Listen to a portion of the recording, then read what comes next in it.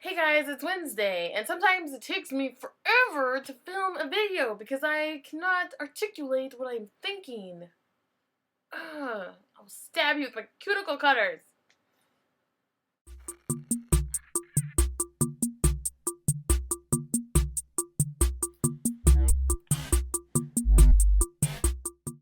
My last two attempts at filming were more informative about what was happening. But the more that I think about it, the more angry it makes me. So maybe this is the tone my video is gonna take. Last week we talked about 5 tips for life. Well, I talked about that. Everyone else talked about vision boards. Whatever. I talked about 5 tips. So my last tip is something that I believe very strongly in. Number 5 is do not tolerate injustice in your neighborhood or whatever's happening in front of you or around the world. And if you see something happen, call people out on it. And I mean, obviously there's a time and place for things, but I mean specifically when it comes to violence. If you see some dude hit someone, like a girl, no, you're step in front. Be like, no, like you're gonna have to hit me. Sometimes people cannot protect themselves and they need help. This case in the Maryland McDonald's. I'm gonna guess that it's two people who don't know how to live life successfully, and I use that term loosely, who attacked a transgendered woman. I'm just gonna say these girls probably don't watch Project Life Size. Maybe they don't watch Glee. I don't know.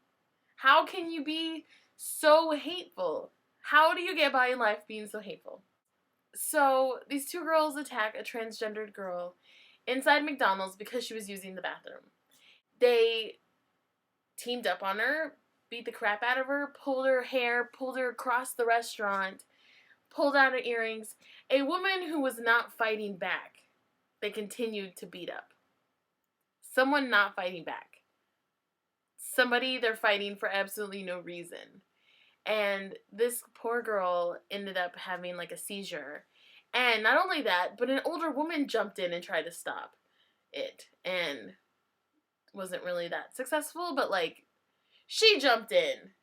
How awesome is that? Those girls could have beat the crap out of that older lady, but she jumped in. You know who didn't jump in? The employees at McDonald's. No, they found it more entertaining to film it. Film it and then giggle about it while it was happening.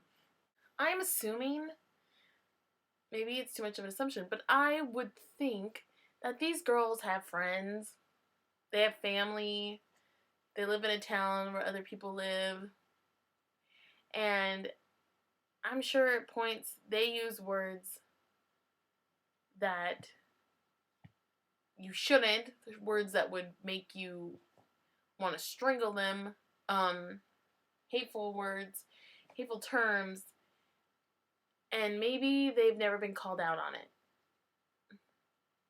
I think that's the first place you can start. You hear someone say, like, don't be a faggot. Like, it stops there.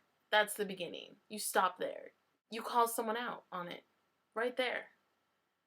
You can't use that kind of language.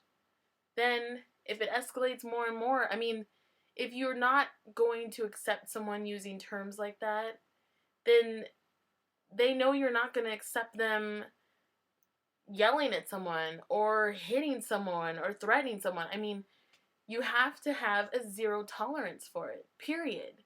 With your friends, with your family, and in your community. That's the only way that that's going to spread. The acceptance is going to continue, you know? That and knowledge. Because these people are obviously naive. And you really only learn that from other people. So, Chrissy Polak, I hope that you feel support from the thousands of people around the world, you know, that hear about your story and who stand with you.